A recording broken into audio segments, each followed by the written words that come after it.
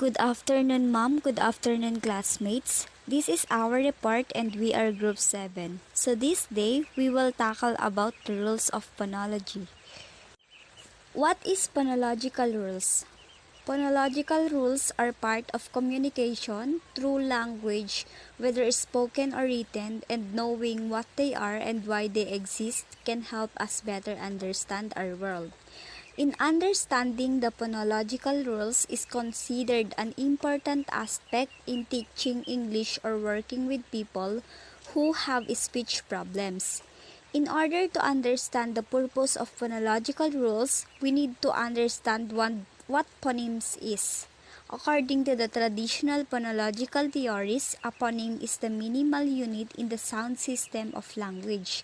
Phonological rules are the rules, whether written or spoken, that control how sounds change during vocal communication. Importance of phonological rules. Phonological rules create alternations in the phonetic realization of related words. These rules must be learned in order to identify the phonological inventory, the morphological structure, and the lexicon of a language. Phonological rules are commonly used in generative phonology as a notation to capture sound-related operations and computations the human brain performs when producing or comprehending spoken language.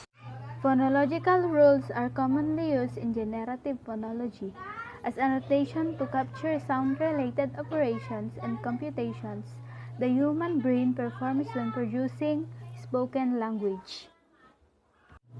Generative phonology is the application of generative grammar in phonology. Generative means rules that will describe possibilities in the language, grammar, or phonology. They are developed to analyze phonological system of language around the world. These rules have proposed by Chomsky and Hale in the year 1964 as a central procedure to generative phonology. The goal of this theory is to make precise and explicit the ability of native speakers to produce and perceive or understand utterances of a particular language. In generative phonology, the level of phonemes is redefined to match the deeper level of abstraction, aimed for the most efficient conception of phonological process. It is task of the phonological rules to account for the predictable aspects of pronunciation, whether they related to alternate pronunciation of the same basic morphemes or different phonetic forms that a sound can take. These rules, made to look like mathematical formulas, provide an explicit means of capturing in general principle of various phonological processes. These processes are assimilation, dissimilation, deletion, insertion, and metathesis. The incorporation of distinct features into a generative phonology allows the linguist to state explicitly important generalization about the phonology of a language. Assimilation. Assimilation is when a sound becomes more like a neighboring sound with respect to some phonetic property. Example is winter.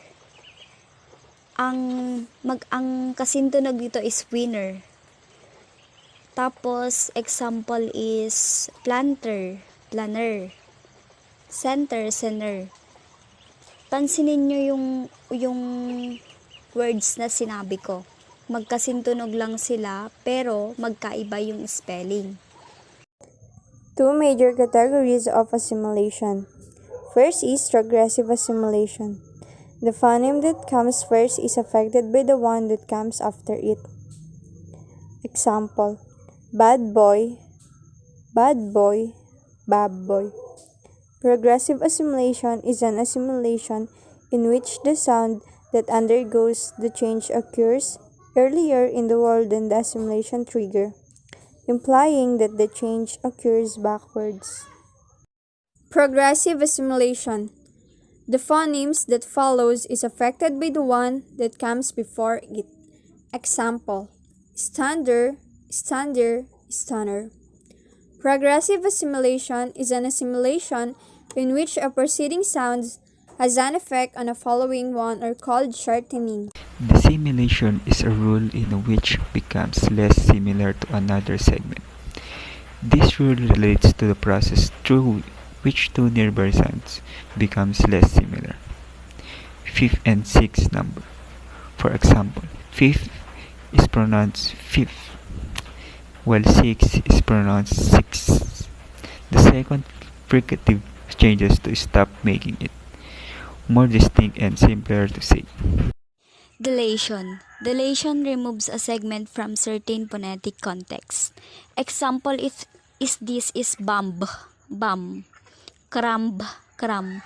Pansinin nyo yung sinabi ko dun sa spelling, yung letter B, naging bum lang siya, tapos yung cramb, natanggal yung B, and the rule is delete a word final B when it occurs after an M.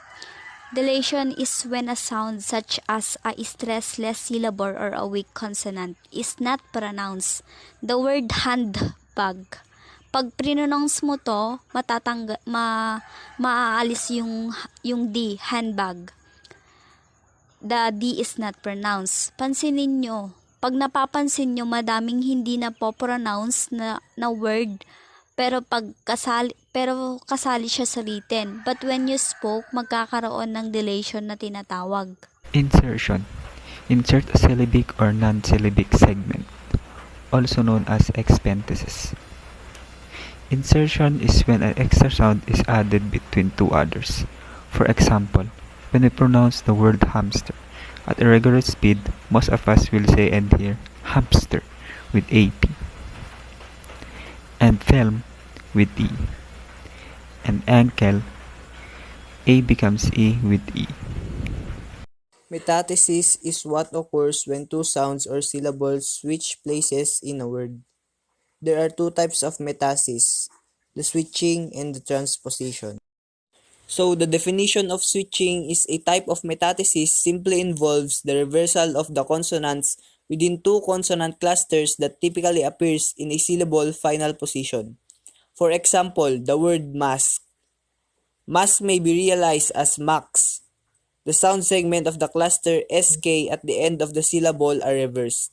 While the transposition is the final type of metathesis involves the participation of a two-member consonant cluster, but this time, instead of the consonants simply switches places, they are transposed to either side of a vowel.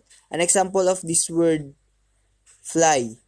Fly being realized as fail, where the second consonant of the initial cluster is placed after the nuclear vowel. Characteristics of phonological rules. Hayes 2009 lists the following characteristics that all phonological rules have in common. The first one is language specificity. So the language specificity is a phonological rule that is present in one language may not be present in other languages, or even in all dialects of a given language. Number two is productivity. It is a phonological rules apply even to new words. For example, if an English speaker is asked to pronounce the plural of the nonsense word wag, they pronounce the final S as Z, not S, even though they have never used the word before. This kind of test is called the wag test. The third one is untaught and unconscious. Speakers apply these rules without being aware of it, and they acquire the rules early in life without any explicit teaching. And lastly, intuitive. The rules give speakers intuitions about what words are well-formed or acceptable. If a speaker hears a word that does not conform to the language's phonological rules, the word will sound foreign or ill-formed. A phonological rule is a method for explaining how particular sounds in spoken languages are created. These rules are set down in a specialized notation that codifies how a sound or collection of sounds is transformed by appearing in a certain language context. The principles of phonology differ between languages and dialects, and they represent the general speech patterns of diverse linguistic groupings.